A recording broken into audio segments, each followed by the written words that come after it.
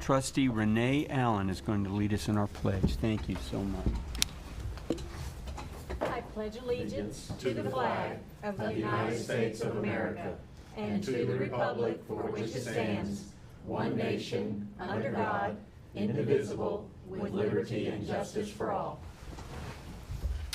Well, we certainly want to welcome everyone to our first meeting of 2024 for Florida Gateway College Board of Trustees, and we look forward to a wonderful, wonderful 2024. A lot of exciting things are going on, taking place, and we can't wait to see them come to fruition this year and the following years.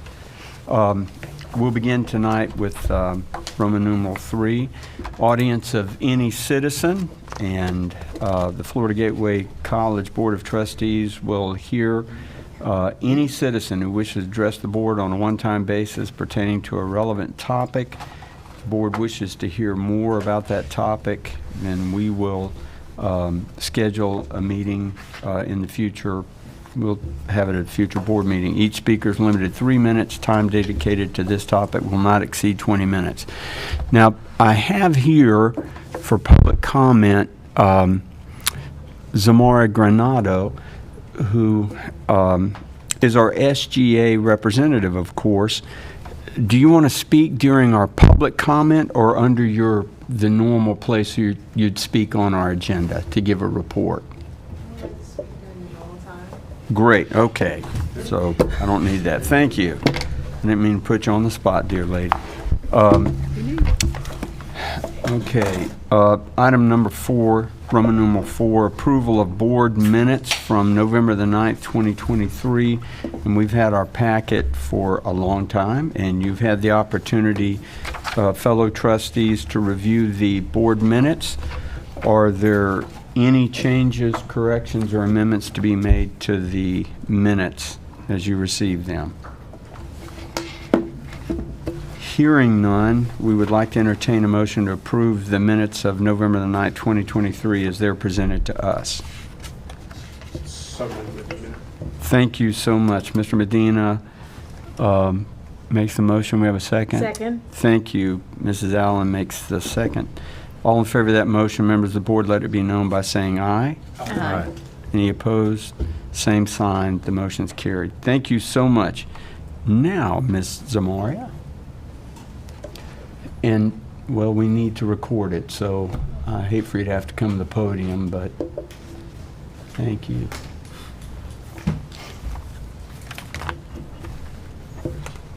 Good evening. Hello. Thank you again for giving me this opportunity to speak with you. I'm happy to report back to you that SGA was able to assist 3 student families with canned goods and provide funds to purchase a Thanksgiving turkey. In addition, we helped one student's family with toys for Christmas.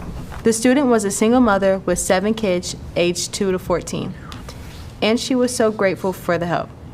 SGA hosted welcome back activities for students returning for spring classes today and yesterday. These activities included maps and hot chocolate in the morning.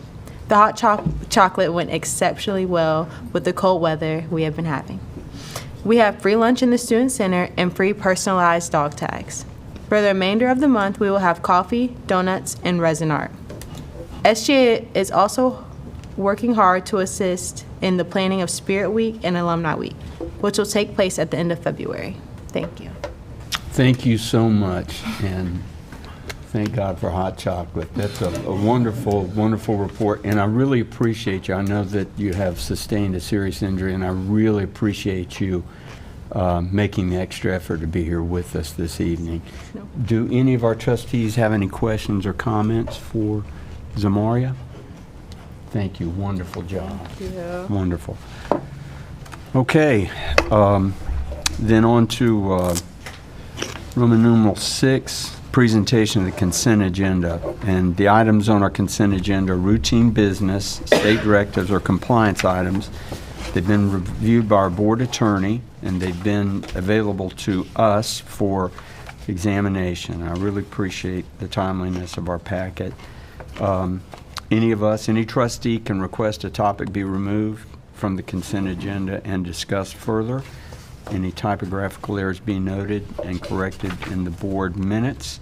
Again, we've had our packets for a reasonable period of time, been able to review them. Well put together. I appreciate that greatly. Everybody that provided input, just a great job.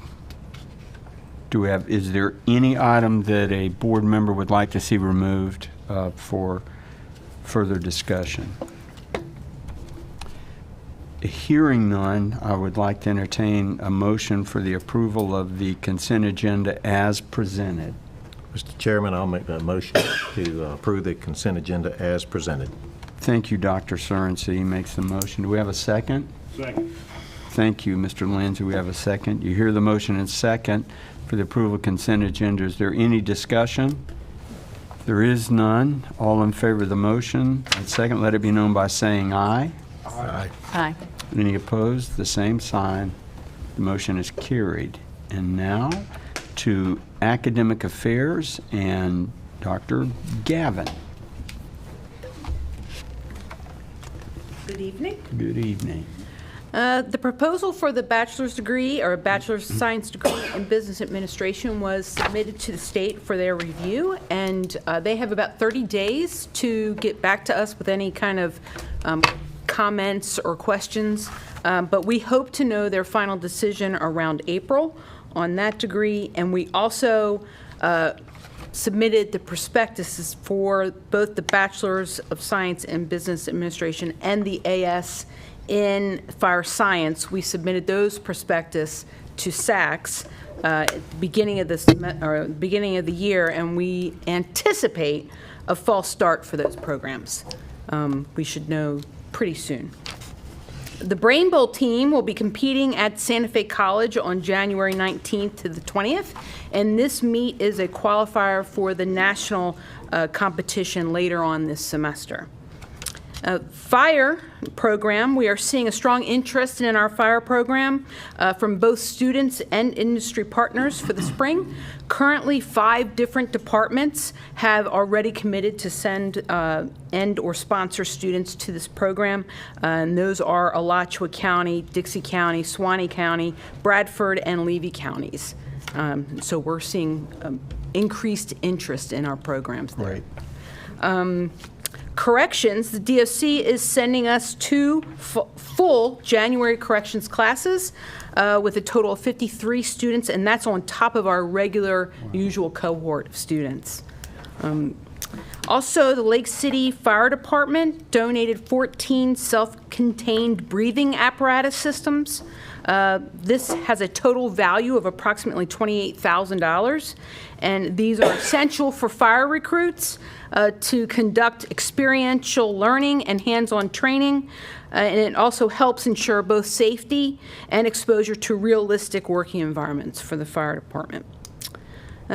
During the summer and fall semesters, the Olustee Center hosted 8 continuing education courses for local law enforcement and corrections officers, and these courses included field training officer, firearms, speed measurement, and more. And in total, it served 96 students. They enrolled in those courses, and that was actually representing 25 different agencies. Wow. So we are expanding our reach. NCLEX scores for LPN, the 4th quarter, these are preliminary. We haven't gotten the official pass rates yet, but 4th quarter pass rates for the LPN program is around 90%. And for RN, it's 96.55%, which completely supersedes anything from the state, which we're very, very proud with. We also, this year, starting January 1st, we've tested, 12 LPN students have tested, and 5 RN students tested, and we are a 100% pass rate for both of those. Wonderful. So we're very excited about that. Wonderful. Finally, some great news for our PTA program. We had the reconsideration hearing in October, and CAPD decided to not only back off of their original withdrawal of accreditation, but they completely reversed their decision, and we are fully accredited with no conditions. That is wonderful. And we are very happy, and I want to thank Outstanding. Ann Brown and especially Christine McLaughlin for their leadership in that. Wonderful. They've done a great job. That's great. So, and that concludes my report. That is wonderful. Thank you so Thanks. much.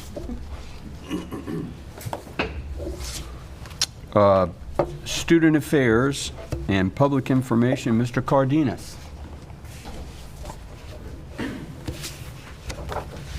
Thank you, Mr. Chairman. Good evening, everyone. We are delighted to welcome Allison Beatty as our first Transfer and Career Services Advisor. Allison, with her extensive background from Union High School, has seamlessly integrated into our advising team. Her knowledge and enthusiasm are expected to enhance the success of our students, and she has already begun actively engaging with them from her very first day, which blew me away. I couldn't believe that. She was taking students in and advising right away, so we're excited to have Allison on board. Our TRIO program recently submitted our results for the 22-23 Annual Progress Report, and I'm happy to announce that we met all of our objectives again this year. Our persistence goal was 69%, and we hit 82%. Good academic standing goal, 89%, and we hit 94%. Associate degree certificate completion goal of 20%, we smashed with 53%. Associate degree and transfer goal of 7%, we hit 12%. I want to give kudos to our director, Liz McCardle, and her team on another outstanding year in TRIO. Our athletic programs have excelled both on and off the field during the fall semester. Notably, we have 4 student athletes that achieved a perfect 4.0 GPA. Men's cross country and our softball teams demonstrated academic prowess with team GPAs of 3.09 and 3.07 respectively, making them the standouts in the athletic program. Both of those programs are brand new this year, and they took the top slots. We're still waiting on those final grades to come in to see who finishes first. Those coaches are kind of competitive, so we'll see how that turns out. Looking ahead, our men's basketball team is gearing up for our first home game of the new year, scheduled for this Saturday at 2 p.m. Additionally, mark your calendars for the inaugural regular season softball game on January 27th at 1 p.m. against Thomas University's JV. This will be our first softball game on campus since April 15th of 2008. Wow. We will have a cookout, barbecue, tailgating. We'll have everything going on that day. So be pretty exciting to have the softball team back out there again. From the Public Information Office, since our last board meeting, we have sent out 8 new press releases that have included some of the highlights: cross-country national results, FGC Campus Vibes Arts and Music Showcase, Foundation Nonprofit of the Year Award, 2023 Fall Alumnus of the Year and Graduation, and the new options for teacher certification. Also, in today's Lake City Reporter, you'll see an article from Tony Britt on the return of students to campus. The Lake City Reporter has done an excellent job of keeping us in the news and even on the front page, so we were excited to see that today. Tony's constantly in contact with our office. In addition, and finally, our next campus blood drive with Life South Community Blood Centers is scheduled for February 5th. And that concludes my report. Are there any questions? A lot of activities. Thank you so much. Thank you. Yes, oh, sorry. I just want to say on behalf of Allison, what an outstanding hire as your representative. She was my student throughout high school. She was in my class. I taught her children also. Wow. And she worked at each school, elementary, middle, and high, and was awarded Teacher of the Year wherever she was. Wow. Her motor runs at 150%. She is extremely organized, and you will be very happy to work with her. Thank you. And Thank you. I'm excited that she has made the move to the college now. And thank you for not throwing anything at me for taking her. I really appreciate it. Yeah. Good for us. Thank you so much. If we have no other questions, then Ms. Schrader, Enrollment and Marketing. Thank Thank you. Good evening. Evening. Spring 2024 classes started yesterday, and we do have students that'll be adding and dropping classes throughout the week. Currently, enrollment is down 1.3% in headcount at 2,585 students compared to 2,621 students at this point last year. We're slightly up in credit hours, like 36 credit hours, so we're basically flat in that respect at 23,422 credit hours compared to 23,386 credit hours at this point last year. Our financial aid staff are working very hard to implement the FAFSA Simplification Act. This act requires an overhaul of the FAFSA form, removes quite a bit of the questions. They've changed terminology. We've had to update our policies and procedures. And there's also a new needs analysis formula that comes with that. Brandy Dean and her staff have done a lot of work leading up to the 24-25 FAFSA release, and that was released on December 31st. It was a soft launch, so it's been available and then not available. There's a queue that students have to get in line when it is available, so it's been really interesting. The FAFSA usually opens on October 1st. This is quite a delay for students that want to start in the fall of 24. The intent, we're told, is to offer more Pell to more students. We do have some concerns over some of the changes. Like one example is that prior, parents that have multiple children in college could include that on the FAFSA, and that was factored in, and that's no longer considered. So there's some changes that will negatively impact our students. We're doing the best we can with what we have and what we know, and we are scheduling some tentative FAFSA workshops with the high schools and on campus for when it's consistently working well. So, A question about Yeah. the FAFSA form, the new form. Yes. Have you had the opportunity to see it yet? I have not yet. I've tried to get on there several times, but each time it's not available at that moment. So I know that some of my staff that. have at different times, and they get emails like it'll be available from this time to this time.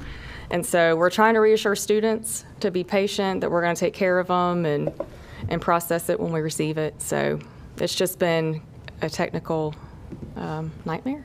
Casey, I If don't you want to will. interrupt, but could you talk about the integration with the IRS and potential impact about? Okay, yeah, so- Have some cultures. Right. So students or parents will be required to use that tool to download their information from the IRS for their income. They cannot just self-report it. So we're not sure what that's going to be like when they don't have data there. We haven't figured that part out. Also, for separated parents or divorced parents, before they could use the income of the parent that made the least. Now that's no longer the case. So it's whoever makes the most, basically. So those are going to be some of the issues that we're dealing with the new FAFSA. I know there's all this good news, and then I came up here. This is my life. So graduation, that's a good thing. That was held December 14th. We had 140 students participate. The total number of graduates in fall of 23 was 340 students. Crystal Janasiewicz and her staff and enrollment services did a great job of awarding those degrees and getting diplomas out. So from the end of term to like winter break, there's maybe a week. And they got all of those done, and most students received their diplomas prior to Christmas. So I was very proud of them for that, yeah. And then earlier today, we celebrated Anthony Free's retirement after 32 years of service. Someone at his retirement party said that he was one of the 3 greatest of all time to retire in the last 2 days. Those include Nick Saban, Bill Belichick, and Anthony Free. So I didn't say it, I can't take credit, but he's been critical to many events and meetings and performances that have been held over the years, many of those during the weekend and evening hours when we're home. So we are so thankful to him for everything, and it's going to be hard to fill his shoes for sure. Anthony Freeze is absolutely one of the most gracious people He really that is. I have interacted with on this campus. Yeah. A I agree. Very, very dear man. I appreciate him. And I do want to, I know that it's a host of people that work on graduation. Absolutely. And commencement exercises, but I do know that that's under your leadership. And it was wonderful. It was Thank you. absolutely wonderful, and you're doing a phenomenal job with Thank you. those. I'll pass that Really on. good. We've had the same group that have helped for many, so it's kind of well-oiled at this point. Really I good. don't want to lose any. Never a hitch. Yes, ma'am. And I also want to commend you on the second chance graduation. Okay. Dr. Barrett and I'm sorry you weren't able, I don't know what tried. happened, but Yeah, they wouldn't let him in. He was Yeah. kind of a sketchy character, so they wouldn't let him into the They prison. called me at the gate. But it was really inspirational. It's the second one I've done, and it just kind of breaks through a lot of the stereotypes you might have. Right. It's very meaningful. It's good to hear. We heard some really great information about the students that are graduates, the jobs that they do get. So it is a really impactful program, and I know that it is especially hard to do it because you're working through all the constraints with the Yes. prisons. But Yeah. talk about one starfish at a time. And when you're sitting out looking at the sea of the people there and you think to yourself, if they'd had access to education on the front end, maybe they wouldn't be sitting in that graduation, they'd have been sitting in the other graduation. It just makes you Right. think about a lot of things like that. So congratulations on that. And I do have to give a shout out to Anthony, because when I first moved here and I was involved with the chamber, Anthony and Carrie Hagler and we did He was over there with this party. a video series called Columbia Business Trends. So he was a trooper putting together that. It was a monthly TV show that we did on the. We have the tapes of you. Yeah, well, that's okay. They can retire with Anthony. Cue the tape. No. But just really special part of the college. So I just wanted to say that in front of all of his peers. Well, he'll be missed. But I know you've got people coming up to take his place. do. And I also want to mention that Julie Cannon is here tonight. I talk about dual enrollment all the time, so I just wanted to mention her. Julie, if you'll wave. She does an excellent job in dual enrollment. Appreciate her. Thank you so Thank you. much. We don't have any other comments. All right. Business Services Report, Ms. Holloway. Good evening. I have my 2 regular budget amendments I need to ask approval on. So the first, the college requests approval of budget amendment number 5, the current restricted fund for the fiscal year 23-24. This amendment recognizes revised award authorizations and new grants received in the 23-24 fiscal year. You hear our director's request. Do we hear a motion for approval? I'll make a motion to approve. Second. We have a motion by Dr. Teppadino and seconded by Mrs. Norris to approve the director's request as listed in our agenda. All in favor of that motion, if we don't have any discussion, let it be known by saying aye. Aye. Any opposed, the same sign, and the motion is carried. Thank you so much. Thank you. My next item, we are requesting approval of Fund 7, Budget Amendment 5, which has been revised so the report reflects actual revenue, revised budgeted expenditures, actual expenses, and updated projects through December 4th, 2023. You hear the director's request for approval of this item. Do we hear a motion and second? So moved. Second? Second. Thank you. We have a motion by Mrs. Norris, a second by Mrs. Allen to approve this item as printed in your agenda at the request of our director. Is there any discussion about this motion from the board? If not, all in favor of this motion, let it be known by saying aye. Aye. Any opposed, the same sign, and the motion is carried. Thank you. And I just wanted to update you on a few projects we're working on with the deferred maintenance money. The roadway that goes in between here in front of the gym, we're working on finally reopening that. We're very excited about that. We have some engineering preliminary work done. So we're in the early stages, but that's on our radar, as well as resurfacing the majority of parking lots on campus. So we're taking that step by step. And also updating our security cameras and our security systems on campus. That's all with the deferred maintenance money, and we're very grateful that we have those funds. Any questions? Good.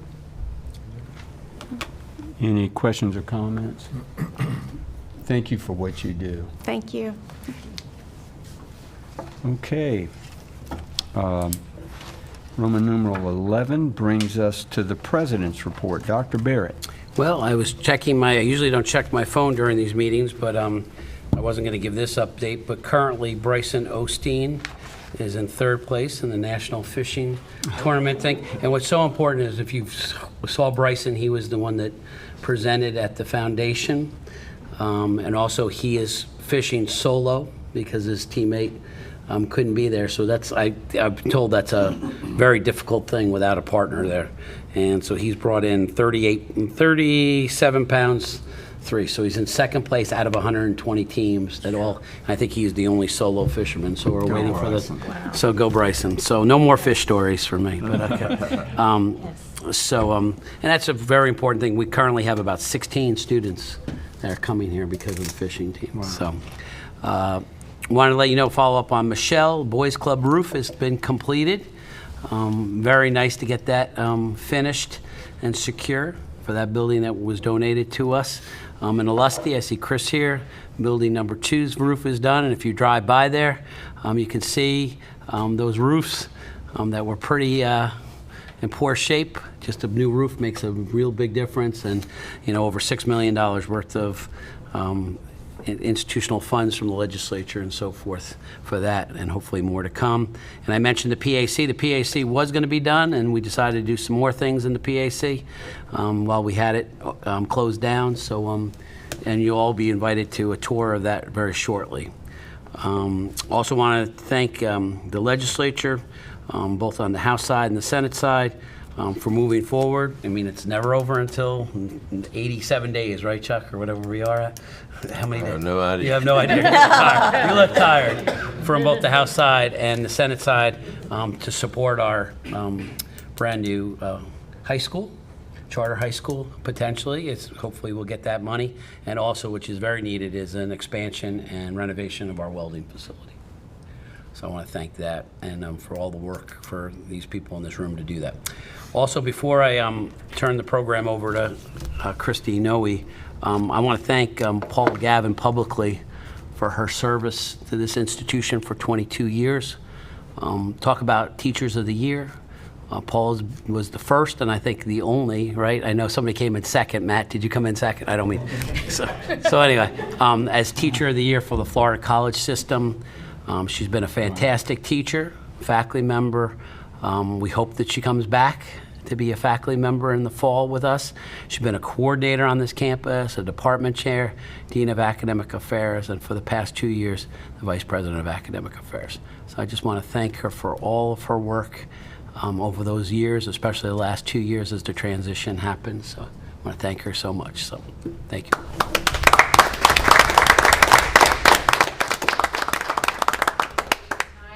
I was 11 years as an instructor, 11 years as an administrator, so I was like, it's even.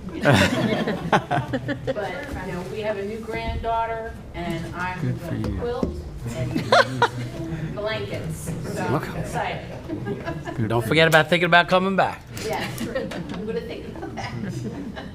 Thank you. Well, on behalf of the board, I want to thank you for every moment of every hour of your service. Instructionally and especially administratively. Unless you've held those posts, it's difficult to understand. And I appreciate your noble service and work.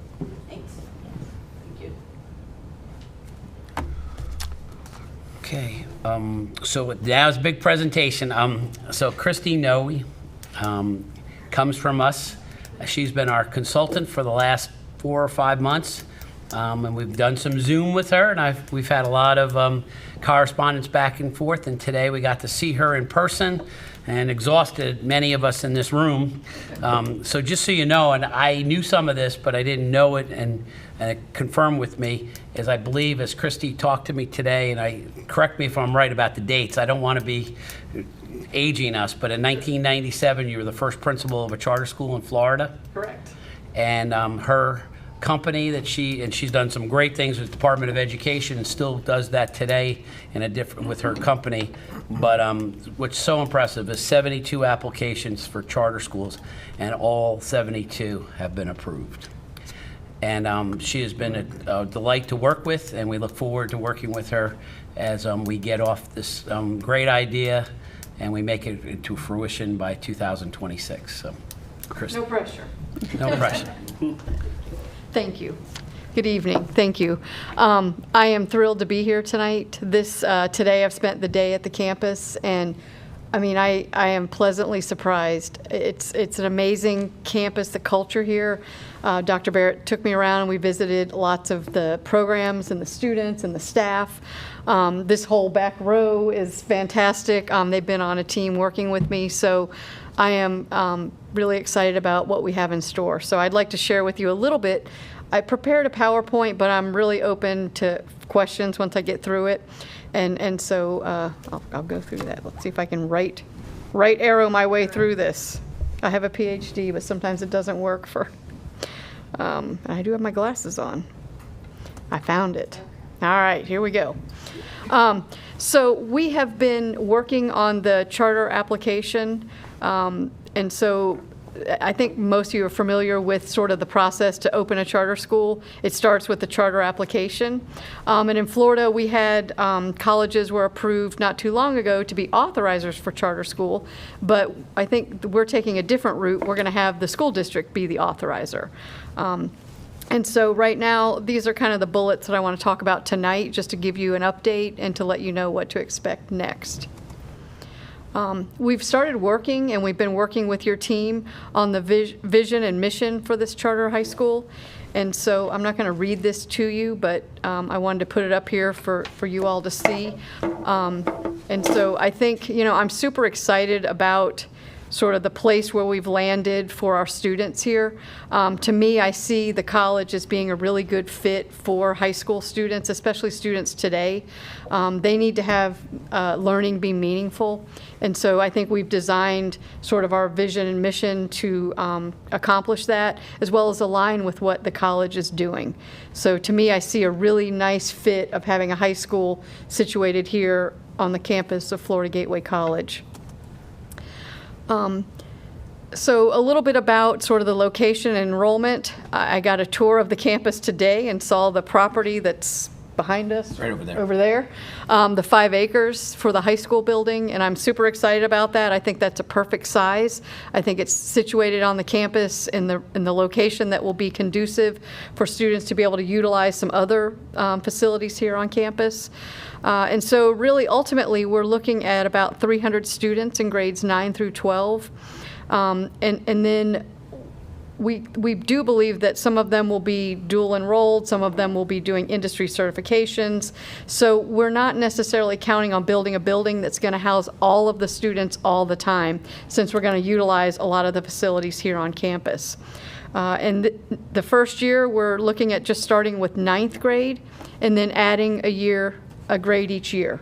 So we believe that for the culture of the high school, to really embrace the mission and vision of the school, to get the staff prepared, start with a class of 75 9th graders, and then grow those 9th graders up.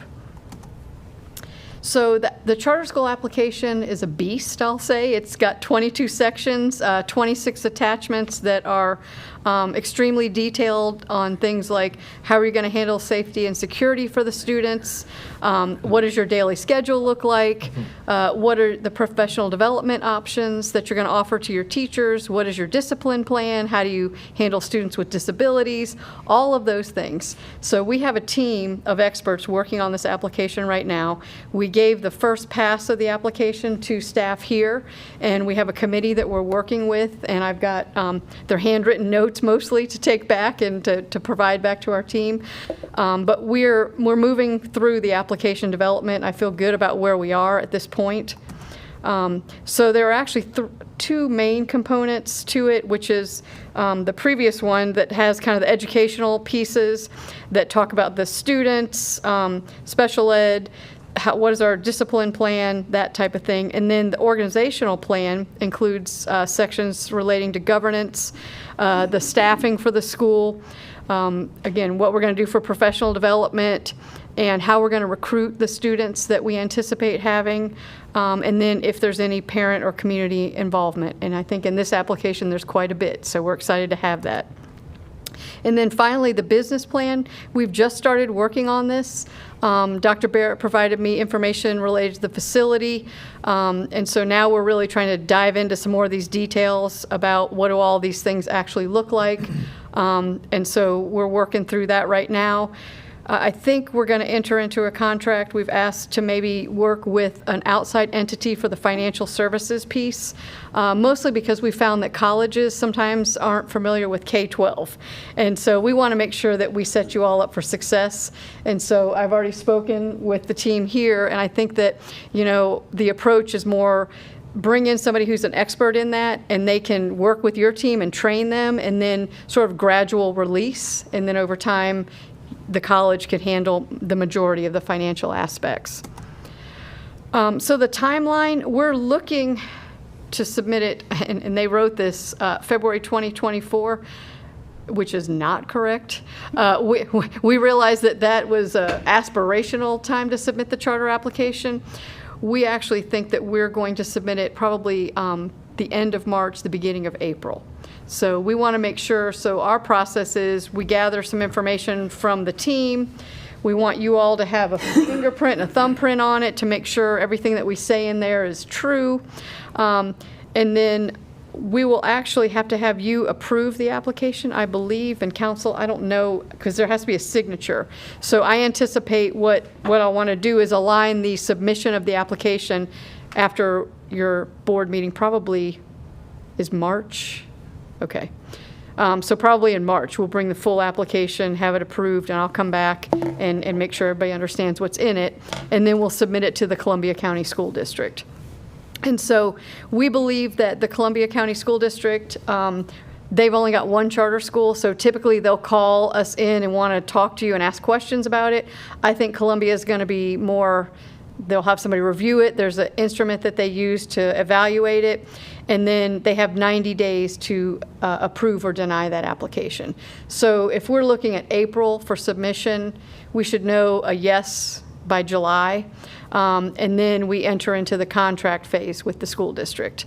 And so our charter application will be attached to the contract, and that will become kind of the document that guides what the school is doing. And that's it. That was all. I wanted to kind of just give you an overview and then open it up if you had questions or wanted more information. There'll be a lot more information probably before your next meeting with sort of the application content and for you all to feel comfortable. And there's also the way this is structured, the Board of Trustees would be the governing board for the charter school. So you all are on the hook for being the governing board. And I want to make sure that everyone's comfortable with understanding what that role is and the salary required. Oh, wait, no salary. And understanding what your responsibilities are and doing that. And that you're not the first. So I'll tell you that we've got other. And they're like quarterly, correct? Correct. Yeah, we don't have to meet every month. So the statute just requires quarterly. And the way I see it is through your regular BOT meetings, there'll be one agenda item that is charter school related. And so really it'll be things whether or not you've got to approve certain policies. So I believe the first policy we're going to work on is the enrollment policy. And I'll present that to you, and you guys would approve those policies. I've also recommended we hire counsel for the school. I know you have counsel on the board, but I want to make sure that we've got appropriate charter school counsel for the school specifically. And so for full disclosure, Megan is going to represent the Columbia County School. That's the district, right? For the district, and so we'll hire external for the school. For the school charter school. Questions, comments, observations? So you're saying that this board will act as sort of a de facto school board? Yes, for sir. the charter school? So Yes. all the things that go on in a school will now come before this board? Correct. I don't know if it'd be all the things. So charter school governing boards typically just approve policies, and the principal would report out to the board similar to how the president reports to you all each month. It would be a similar type structure. It will not be the detail that regular school boards deal with. So Why wouldn't it be? because it's more policy type things, and so I think the school board, there are lots of, there's a lot more content that they have to deal with as far as items. So charter school governing boards typically meet once a month, most of our schools that we work with, and the meetings last under an hour. So if we're meeting quarterly or every other month, I believe, the agenda items. Most of it can be on the consent agenda, and then the principal would work if there's anything that you guys need to have walked through. But we would have to deal with policies, budgeting, discipline. No? So who does? Yeah, so if it's okay, may I intervene? Hi, how are you? Thank you for your presentation. That was excellent. I wear a couple hats, and I am actually help out with one of the charter schools, the only other charter school here. And essentially, there's a structure where because it's so efficiently run, and you've got, the structure of essentially the principal / CEO kind of person who's helping out. The things that are presented to you, it's not like you have, an angry mob of people coming to you, which I think is what you're envisioning. School of board. like all the, coming to you saying, we've got this problem. He's a school. Right. And so the efficiency is significantly higher, and the throughput and the effectiveness of essentially being small and nimble allows you that versus a cantankerous sort of organization. And that's not meant to be insulting if anybody's reporting. It really is just super efficient, and it's just high yield, and it's very, looking at the macrocosm and, all the microcosm aspects are really efficiently run. And so that's why it's so key to get people in the right place to do the right job. And then when they're in there and they're doing their job properly, so those fires are being put out on the daily. And then so essentially monthly in the capacity that I help out with the other charter school, it's really a wonderful, pleasurable thing. It does not feel like a root canal. And I think what you're envisioning is a root canal every quarter, every month, yeah. So I don't know if that helps answer your question. It absolutely does, and I appreciate that. And I think, so one of the things that charter school governing boards do have to go through is governance training, and you all clearly understand governance in the sunshine and sunshine laws. And then are expected to sort of oversee the school from policy perspective. And so it is about those policies that get developed, which is why I'm recommending you get counsel that's specific to charter schools. And they help develop some of those policies and then present them to you all to approve. And so hardly ever, and I don't want to say hardly ever because it may happen, are things extremely controversial. It's just, there are things that, for example, you have to approve the reimbursement rate if the principal goes to a conference, but a lot of those things can be handled on a consent agenda. Another big item would be approving the annual budget for the charter school. So that is probably where we spend, a little bit more time dissecting out. The other aspect is when you have a charter school, by definition, you have a manifesto, right? You have a charter, and that is what's being presented, and that's why your work now is so integral. And if it's a finely tuned, well-balanced machine that's being presented, then once it becomes operational, you just have to maintain a certain level of viscosity, and the machine works beautifully. When it is just like, here, let's have chaos, then that is, I think, what you were envisioning. And the way I will approach, I think, governance, and most of our schools do this, we have committees. And so I'm not saying that board members need to serve on committees, but I would say staff may serve on a committee, and they would work with my team or somebody, and then once it got rolled, the work I call it the sausage is made in that committee, and then once it gets rolled up, it comes to the board. And so oftentimes we have committee reports. So we'll have a facilities committee, a nominating committee, which we don't need because you're on the board of trustees, a finance committee, and an academic committee. And sometimes in the beginning years of schools, we have a marketing and recruitment committee. And so that's where the work is done, and those where the activities happen. And then it's basically like you just saw tonight, how staff presents information to the board. I see it working very similarly to that. I won't put Megan on the spot, but she and I are on a listserv for all the school board attorneys in the state, and one of the hot topics on there Charter schools. Is charter schools and problems that charter schools have. Although this is a little different in that this board will be acting as, again, sort of the de facto board, which I think is going to alleviate a lot of those problems. So I think hearing what Dr. Tempadino said and what you're telling me, I already feel a little bit better. Good. Because I think what is important is like you said, we need counsel who has experience in charter schools. I don't know where we're gonna get one around here. But I know somebody. okay, we need to get one that's good, and then we need to listen to them.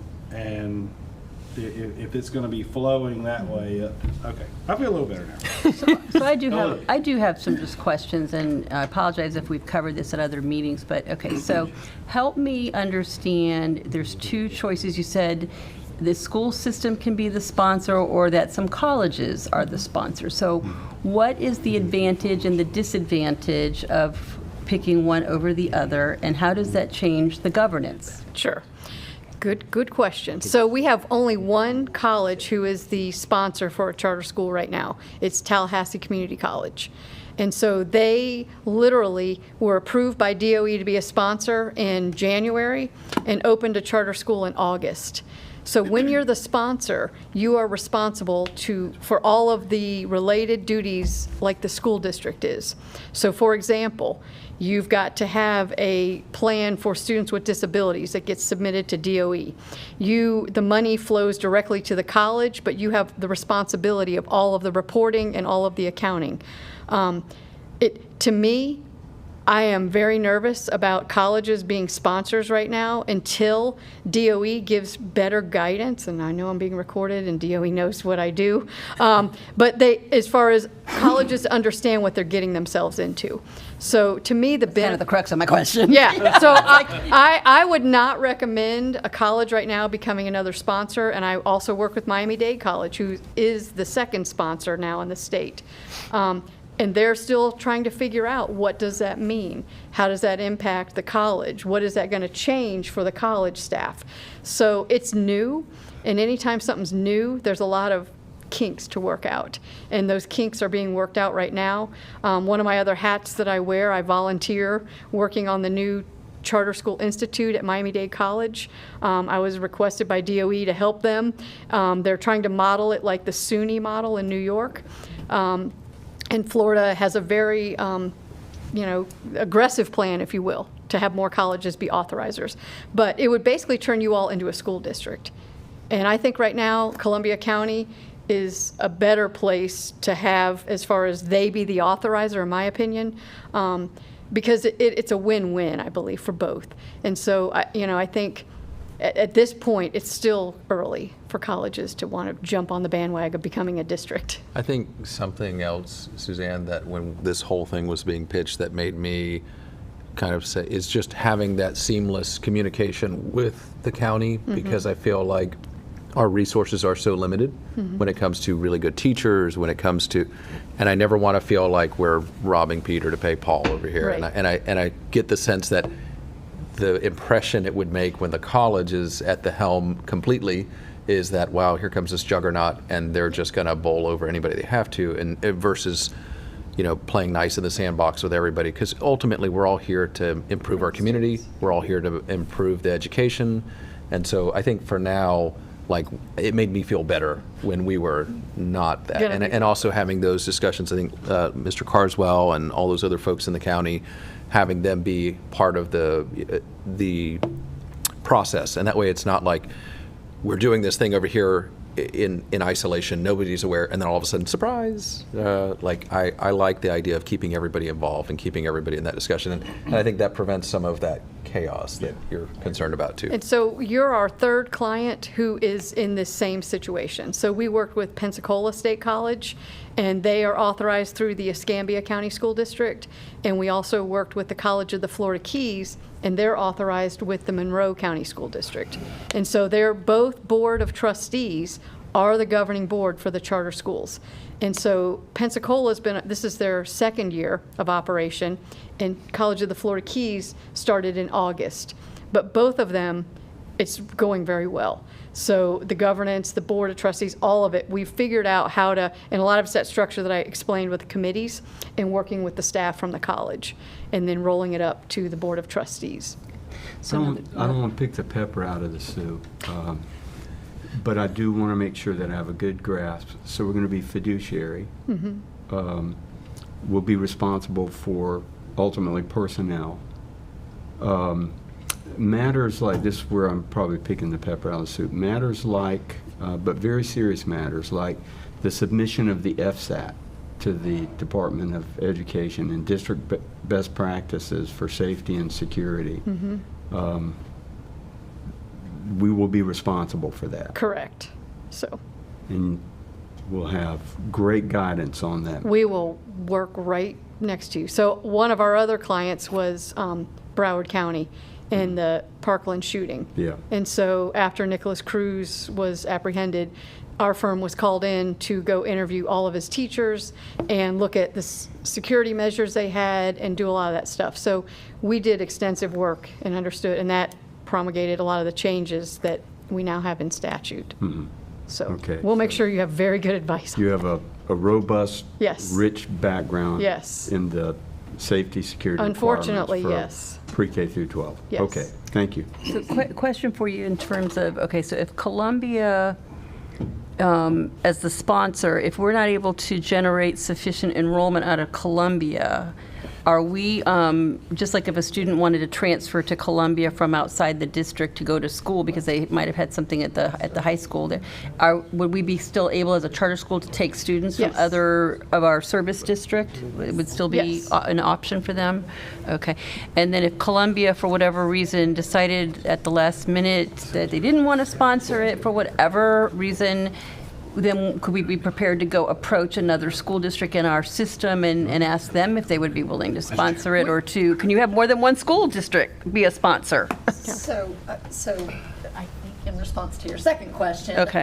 there is an appeal process through Tallahassee, and so I would assume the first thing we would do if we were denied was to go through that appeal process. Okay. But in response to your question, I think, yes, that is another benefit of being a community college, having the service territory, which opens you up to other counties to be that authorizer, and/or a backup option to have the college ultimately be its own authorizer, which it's permitted to do under statute. Even if we still have the campus here. Correct. Yeah. Yep. And there's actually a third option now. DOE created under statute another group that you could actually take your application to submit to DOE, I forget the name of it, and they will approve it, and then it goes back to the district to enter into the contract. I don't like that. I feel like it's an arranged marriage, and you're not setting yourself up for a good collaboration. So I wouldn't recommend that. But I know that schools that have been denied and don't want to go through the appeals, they're going to go directly to this entity and submit their application. If it gets approved up there, and then basically it turns to the district and says, now you need to work with them and have a contract and play nice in the sandbox. So there's 3 routes now. Mr. Brand. And you answered part of my question with Suzanne's question. Maybe I missed the meeting too, but when did we already make that determination that this board was not going to be the chartering entity, it was going to be Columbia County? Not that I'm aware of. That's what I'm asking. I think I believe that the motion was that we'd be an operator. I have to go back because the intent had never been to, I'll speak, am I allowed, Mr. Chairman? Yes, okay. Absolutely. So the thing is, the intent was that we were going to be the operator because of the same thing as potentially an authorizer. If we decided to be an authorizer, this would become a potential to be an authorizer for our service areas or for other potential Okay, that's my next question. Yeah. So that's why. Now, I knew- that's where I'm headed. And that's why if we were an authorizer, that's why I was very specific. I'm 99% sure when we approved this, it was for Columbia County. Yes. Because. Okay, and but so- stop right there. Can I ask this question? So we did already approve it, or we didn't? Because Suzanne was shaking her head saying she didn't remember. Maybe I missed it. I thought we authorized exploring it, but We'll have to go back. I don't remember specifically. I don't remember voting on it either, so I'm on. But I there's could only be 2 of us, wrong. but I could be wrong. That's why I'm asking, where are we? And that's an important point. Because I thought like part of it was to have the We'll clarify consultant that come right and now. talk to us about all these questions to be answered. Okay, now I'm gonna ask the really. I'm sorry if I could be thinking of it. I'm glad Lindsay was happy on that end, now y'all make me happy on this end.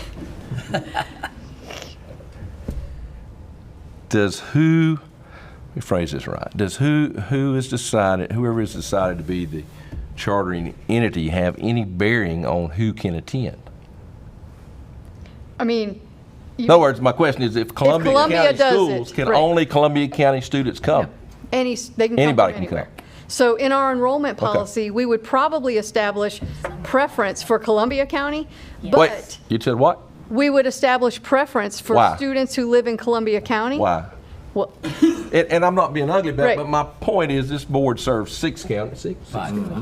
How do we, as a board who serves 6 counties, that doesn't have a good look to me to say, well, we serve 6 counties, Union, Baker, whoever, Gilchrist, but we're going to give a preference to a particular county? well, that would actually, so that's why we're going to hire an attorney to No, talk to that's you. a question for this board. That's Okay. not an attorney's question. And I think, I think the initial response to that, and I'm not saying it's correct, but I think the idea is the school itself is located in Columbia County and/or again. So a kid from Lake Butler or Old Lusty, 9 miles down the road, Yeah, couldn't close. come, but a kid from Fort White, 25 miles down the road, can come? Well, and again, there's no outright prohibition on anyone from out of county attending. I mean, keep that in mind. Just like here with, But what, in reality, what's going to happen? I think it depends on your admission and the lottery and what This that looks board? like. For Columbia County. This board's going to decide those issues? Well, and I don't know, because we don't have charters. Do we even have, Dr. Stern, do we even have a charter school in Goodwin? No, we do. I didn't think so.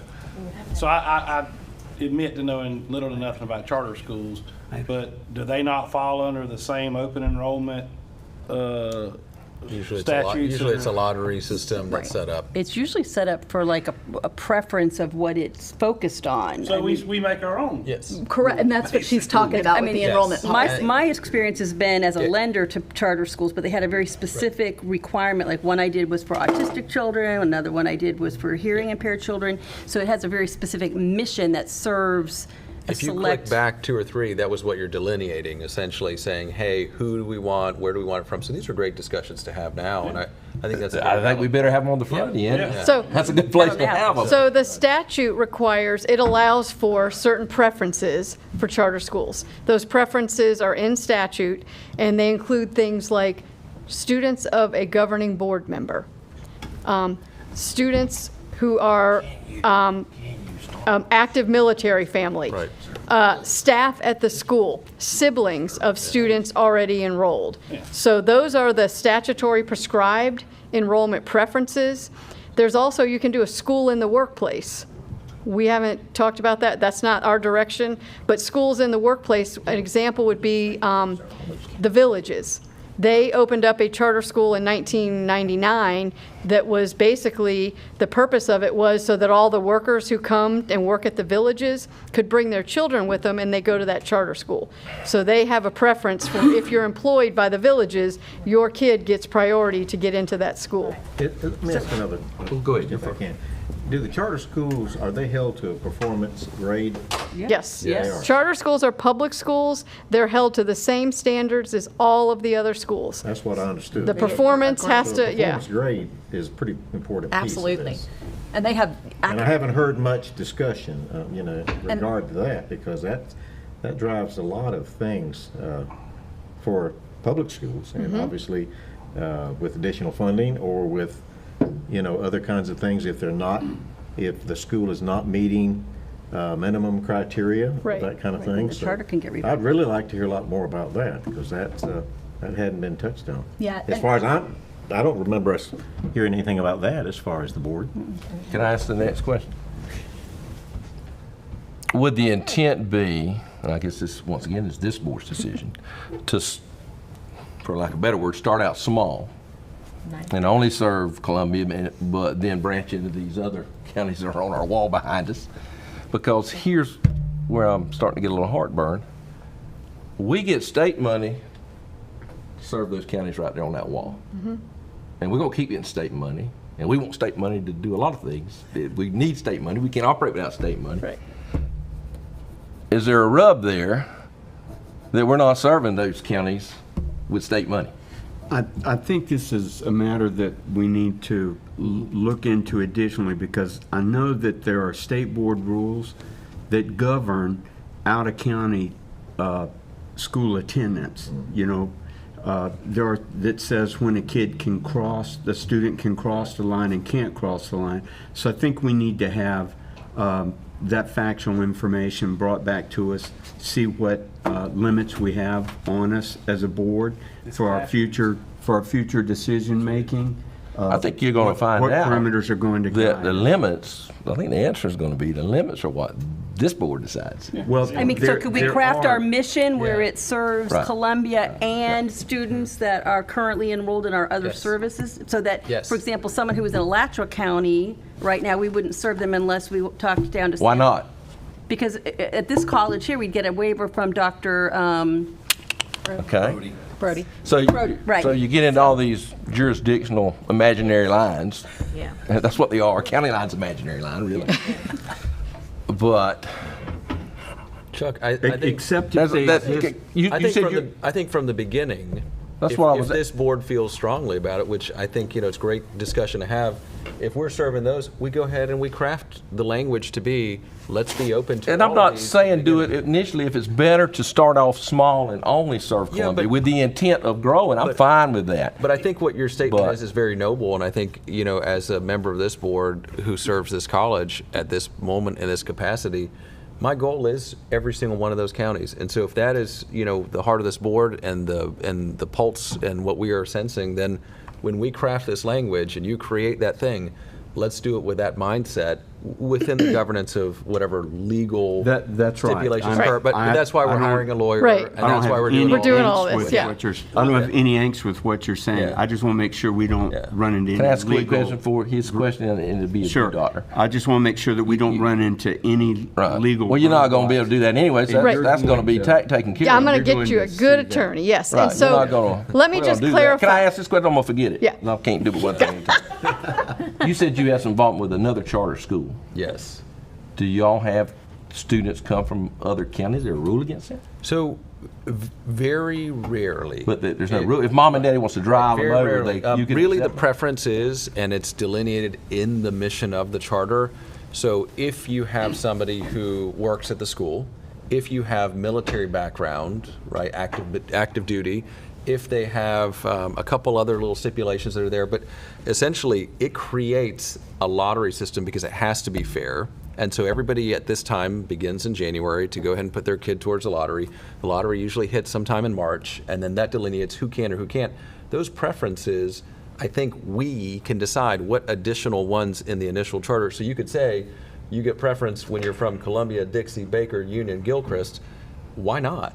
And then, and then it feels open and it is transparent from the beginning. What I heard her say was the preference was to Columbia. That was a recommendation I said, Okay. but we could back up on that. Chuck, I think the recommendation, well, I think the recommendation one is, historically from her perspective, and I'm speaking for you, which is what I love to do for people, is in tradition, if the school board here is going to be in charge of it, that, hey, make sure you recognize that school board, but I like your idea. And I'm fine with the preference being for Columbia if the goal is to grow it through all the counties. I know you got to start somewhere, and So I'm not in against Florida, that. and I think you can have it open to everyone, honestly. So we have a school in Charlotte County that's at Babcock Ranch.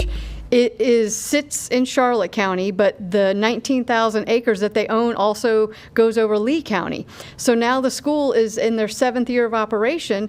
They've got kids from Charlotte and Lee County. And in Florida, you get the same amount of money no matter where that kid sits. So when that kid enrolls into the school, you're getting whatever money follows that student. So it's about $8,000 per student. So if we have somebody coming over from Baker County and they enroll in our charter school, they become our charter school students, and that money comes to our school. Then Baker Can County's I ask out this of it. question? Yeah. And here we go. This just gets so confusing. If this board went the route that Columbia County School System was the chartering entity, they're going to have some input into it. And, Because they're the ones. well, they're going to approve it or disapprove it. Right. If it's not But- making them happy, they they're not can't- going to approve it. But they can't disapprove it on that basis. Well, I went through a battle with Bradford County last year as their legislator, and they had disapproved some things, and we had to get involved. So they can make it hard. They ultimately probably I will think have though, to that's why come from back the, around. Right. That's why but, from the beginning, but, though, we're including them in the conversation. But I haven't got to my question yet. If they're the chartering entity, they're going. I don't blame them. They want to serve Columbia County students. Correct. There's money So that's coming. that's where I'm just really getting confused. And that happens everywhere. Your concern right there about Columbia is not going to be happy that we're going to be taking their students and their money comes to us now versus the district. That wasn't my question. My question is, if I was the Columbia County School Board and I was charting this thing in my county, this new school, I would think that they were going to serve my county. But it actually But helps. will that give them heartburn helps- if they don't? They serve 6 counties. It helps the county, and here's why. I'll explain. So, for example, we have a lot of charter schools that open up, and they end up attracting kids that are being homeschooled, that are in private schools. And so, if we're bringing in kids, if Columbia is our sponsor, and we're bringing in kids from private school, Columbia County still gets 5% of that $8,000 per kid. And now if we've increased the total number of students that are enrolled in Columbia County schools, because we're just one of Columbia County schools now, even though we're a charter school, that helps them as far as for total number of students. And we've seen that happen in districts that don't have very many charter schools, and someone next door in another district opens up a charter school. Kids come from that district because they want to go for that program. And the district actually welcomes that because they realize now they've increased their overall enrollment. So they're still, I mean, Yeah, and the pod learning that flourished right before COVID, and then COVID hit. I mean, you're talking about an untapped resource when it comes to Columbia County of group learners that maybe would benefit from an institution like what is being proposed. So I think you then now shift and offer them a better mousetrap that maybe people that would have been lost to the county wouldn't have shown up anyways. And so now you're getting that additional 5% of the 8,000 that's promised. And so I don't think it's necessarily a loss. I think it actually may help different learners of different types with different goals. and ultimately, I think, the relationship with Columbia County can be a positive one because, I mean, the programs and things that we're offering are not necessarily things that they're currently offering to their students. Yeah. And so for me, I mean, why we do this is it is almost a win-win for the students. And the district does, when it's done right, they are excited about it. I mean, they're not going to tell you that in their outside voice, but typically it's like you're serving our kids in a way that we were not able to. We don't have those programs. And so what we're looking to give and offer our students is something different. And charter schools were created almost 30 years ago to be a unique option for students. And here we are almost 30 years down the way. Florida has 720 charter schools, and those district sort of nervousness pieces have not gone away in the 27 years. However, history does show us that districts are okay eventually when you have a well-run charter school. I mean, there are still ones that need to be closed, and I agree. And those are not helpful for districts. But it's my intention, I think it's this board's intention, we want to do something that's really innovative, that's really going to help students here and feed in and complement what you're doing at the college. So who does the principal actually report to? Just Did we decide that today? that was What was the discussion today? Okay, Yeah. so it's the college personnel. Correct. Dr. Barrett, at the end of the day, it's to him. We want to figure out somebody that the principal That's- has a person that they report So to. okay. Yes. And then the structure for him is he reports to us. Or Correct. there's a person on staff that becomes the de facto Kind of, principal, the COO of the charter school. Or Right. something like that, and then the principal reports that person.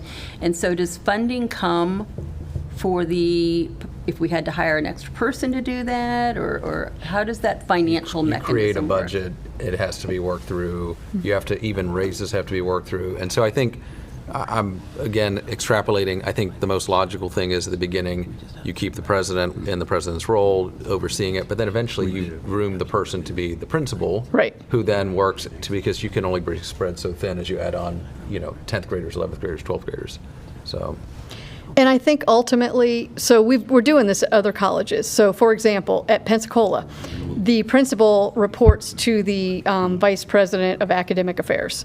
At College of the Just Florida like a Keys. dean of a department. Right. Okay. So at College of the Florida Keys, very similar situation.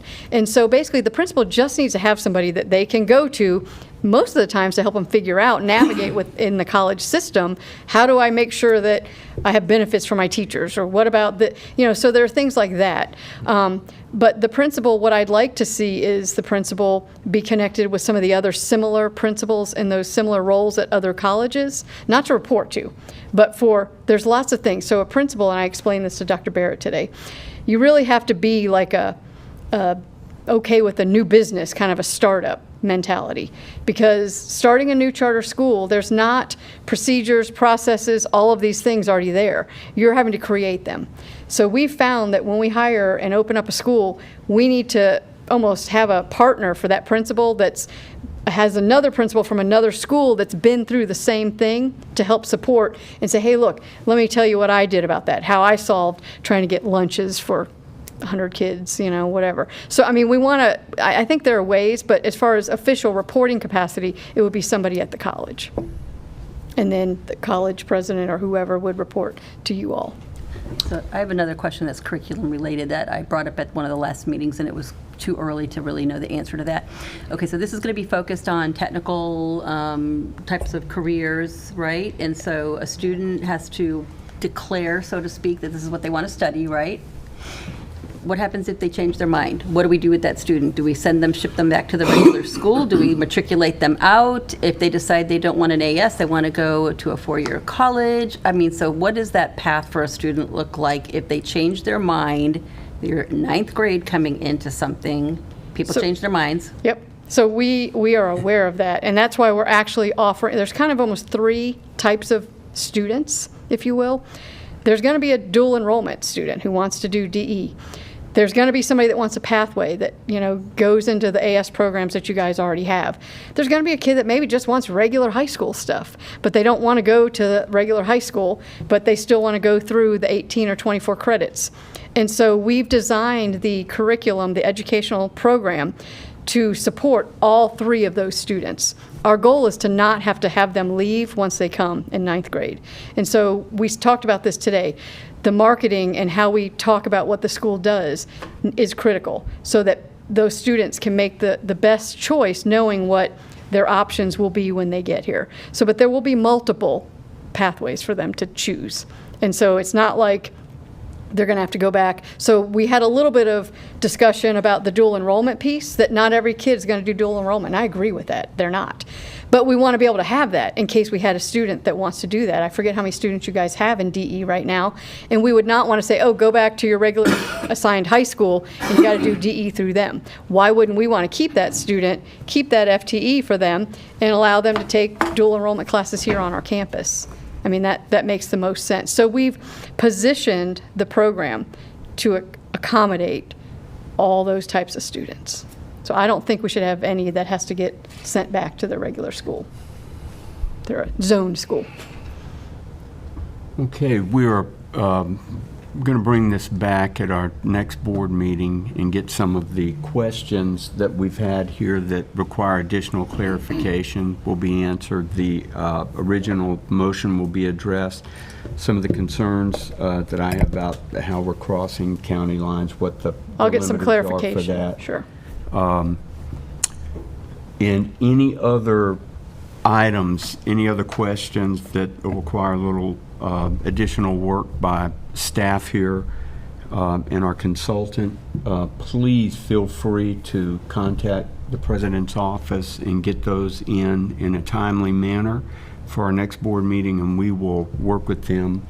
Are there any other questions, observations, or statements from One thing I would anybody just tonight? mention, and I think Yes. that's a great idea, and it may be that the college or someone can, or maybe even through the consultant, to reach out and help the other districts to kind of understand, what this charter school will be doing, and maybe meet with some of the district staff on how does it connect? How does it connect to existing programs, dual enrollment, some other things that what kind of connection is the charter school to the other school districts to a certain degree? I think some of the things that Chuck has mentioned. Does that make sense? Sure. But we need to be educated. Okay, and I mean, And that's and I agree I'm not with- educated on Okay. this at all. That's why there's a lot of questions coming up on it, and I thought, And I you know, think that we proceeded, and I'm glad we're having this because we got to flush this out now. I was under the impression, and maybe it was wrong, okay? And that's why I asked Amy to go back and see the resolution. When we had those discussions, I recall, is that we wanted to base it upon Columbia County and not the other schools. I'm open to this. The issue, and I'm totally open to it, and I think what Chuck says is 100% correct.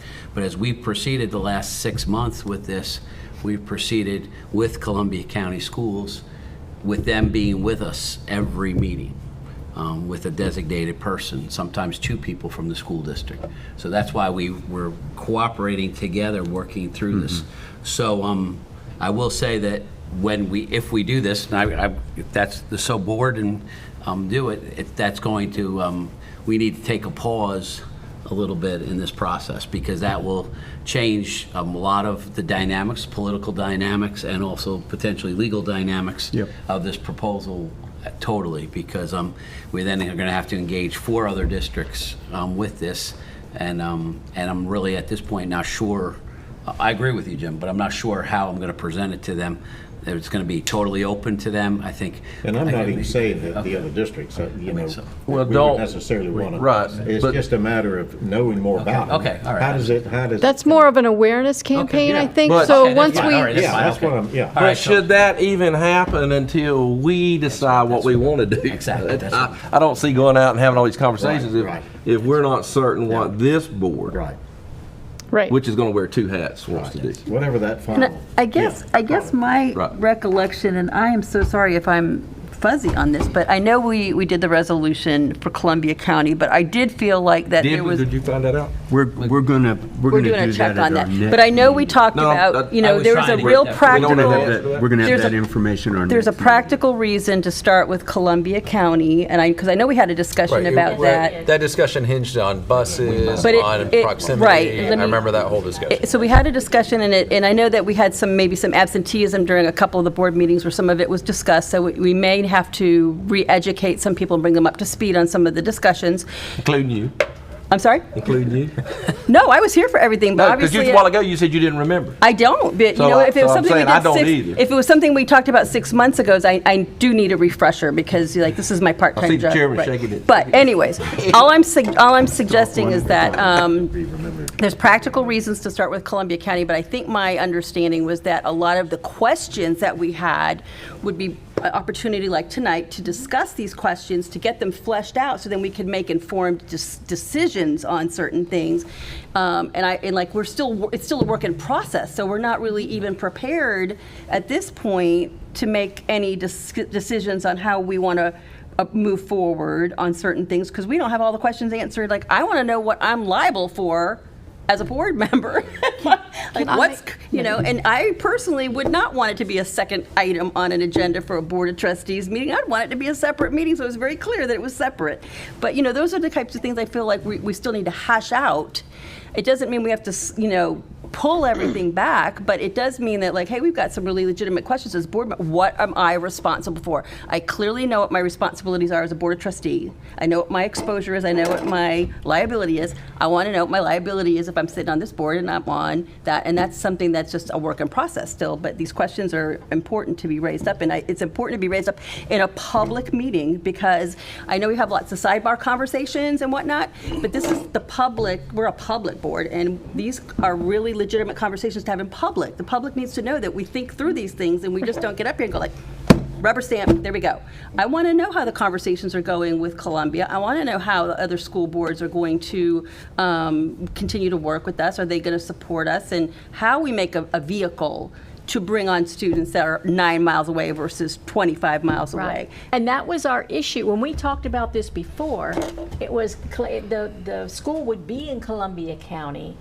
Logistics-wise, if Columbia County School District is sponsoring, they're giving the authorization, they will have to provide transportation for their students to get to this school.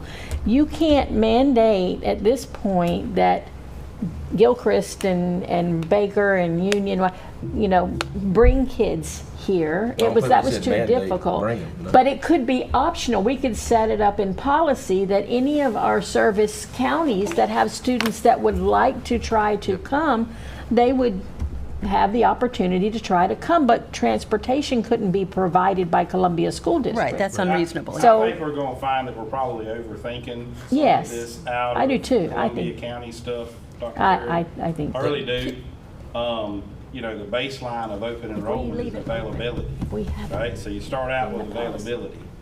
And then you're gonna look at as we go forward, trying to balance availability with an opportunity for some of these out-of-county folks who would have to get their kids here on their own two wheels.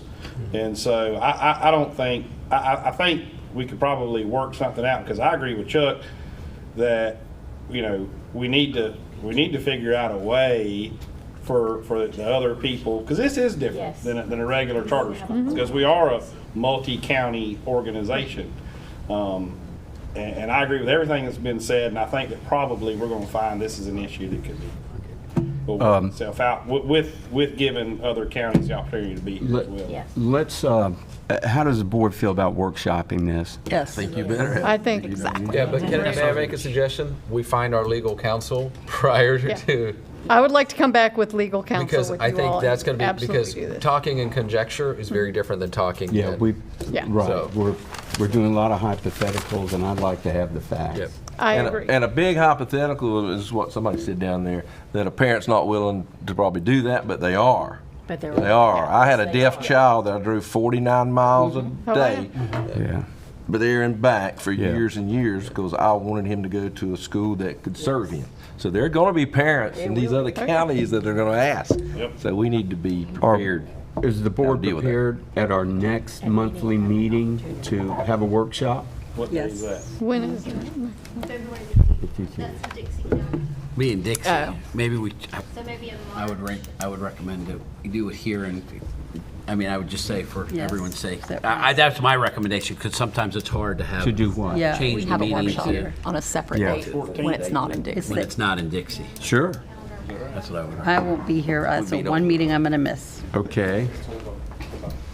I'm gonna- Can we, do you have a recommendation for? No, maybe we Okay. trying to pull them, okay. We are.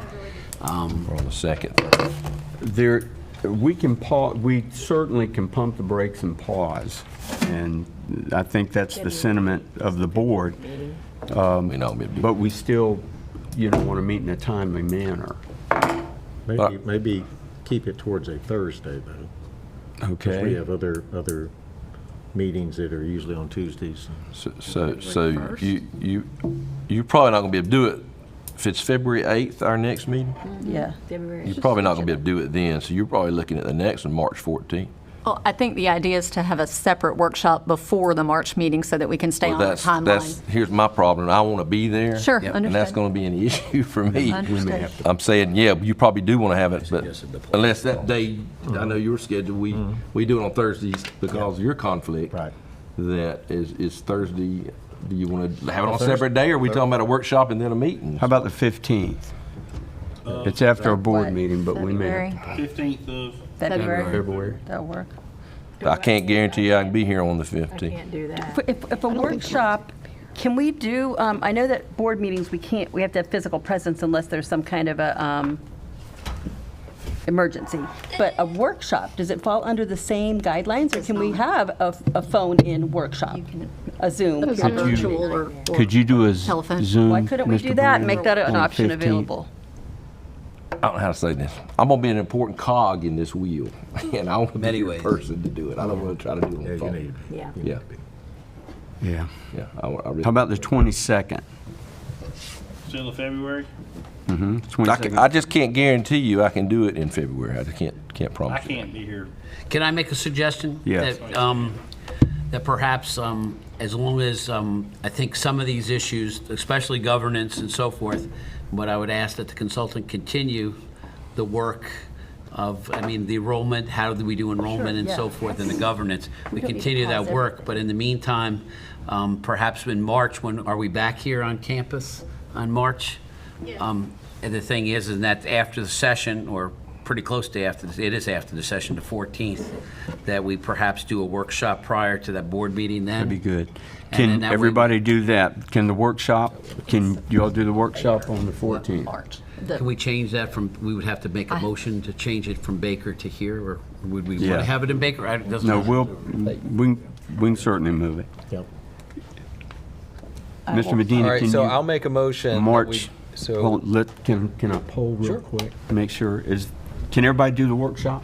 No, No? that's okay. Keep moving. I'm one person, so keep moving. I've raised my questions, and I know that you'll continue to ask the right ones. I'll be out of the country, so I'm gone. In March? Okay. Yes, that week, so keep moving, though. Okay.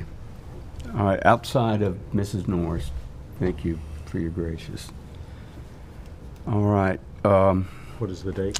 That's the March. March 14th. You know I'll get my. And would that be a workshop, or we would workshop prior to the meeting? 4 o'clock. 4 o'clock workshop? On the 14th? Yes. Is that an hour enough time I don't to do think this? it is. No, I don't think an hour is not enough. 3 o'clock? Yeah, I think 3 it is. o'clock. Yeah, we're here at your pleasure. Yeah. 3 o'clock. Yeah, that started at 3. That's great. No, thank you so much. Appreciate it. From Baker? Right now, we're at a workshop. Thank you. I don't think you need a motion to set a workshop. Here, I'll just take a picture. We do, yeah. Right, you do. We do. Okay, so it's a consensus of the board, 3 o'clock here, a workshop. Now, we need a motion and second to move the meeting, the March meeting from Baker County back to this campus. Second. All right, we have a move by Mr. Lander, and Mr. Medina gives a second to move our workshop back from Baker to Florida Gateway campus. All in favor of that, members of the board, let it be known by saying aye. Aye. Any opposed, the same sign. And I encourage you, please communicate with the president's office and share your questions, your concerns, anything that is going to need factual information for us to address in advance. And we'll be able to And I'll show make the a lot board of what that progress. motion was to begin with, as soon as tomorrow morning, as soon as we research it. Okay, So. very good. Okay, So just to clarify, yes, ma'am. we are directing our consultant to continue moving forward with all the formative pieces Correct. until the workshop, because a lot of it is going to be, just work that's not going to be necessarily things that we're going to have any type of concern with.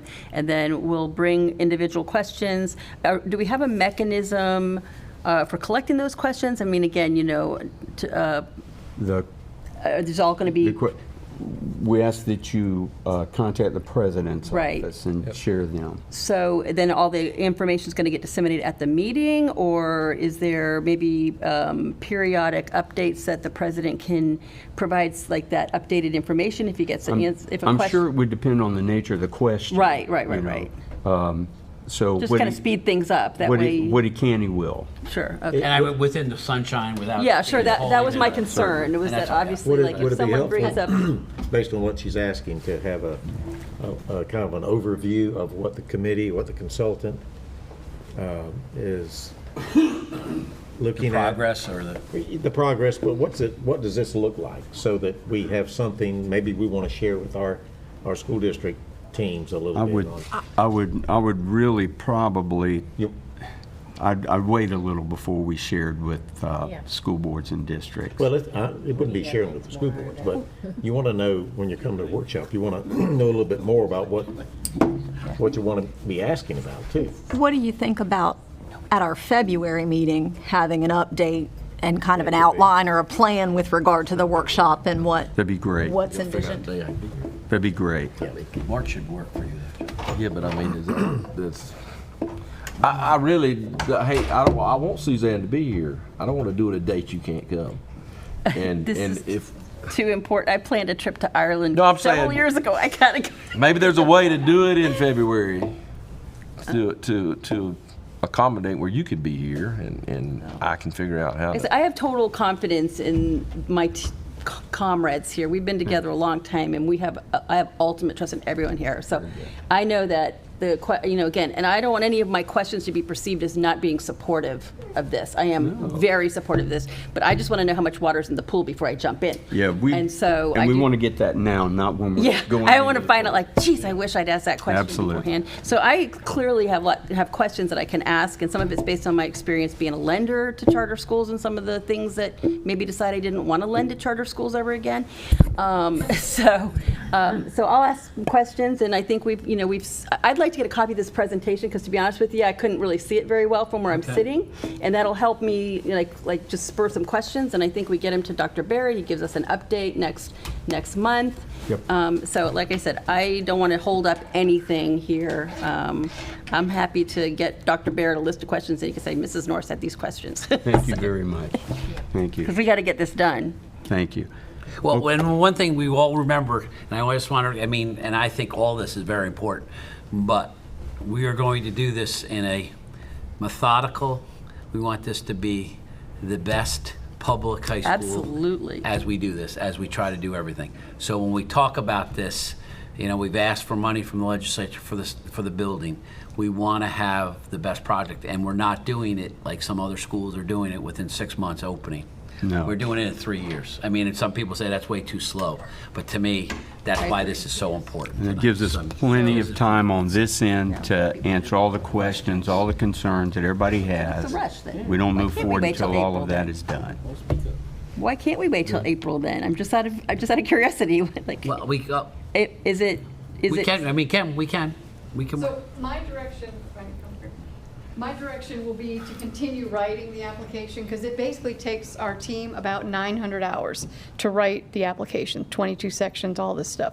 So we'll keep going with a lot of the stuff we know we can do, but when there's points, like you guys, it sounds like enrollment is one thing about the districts. So things like that, I'll side note out, and along with your questions that you guys are giving Dr. Barrett, I'll show back up whenever you want us with counsel as well for the charter school and address those. And I still think we can keep close to our timeline for submission. I think part of what we would like to do is get the application submitted, because it's a 90-day thing for them to then approve. And so I know that timing is kind of crucial for that. So I don't want to mess that timeline up, but I want to make sure everyone understands and feels comfortable with what we're submitting. and you'd have all those materials, because they have to be published for the March board meeting. I would have all those to look at before I go out of town. So I have Correct. plenty of opportunity to review it and weigh in with my questions, even if I'm not attending a public board meeting. So I feel comfortable with that, if you all are comfortable with that. Good. Okay. Any other observations, questions? All right. Anything else from your report?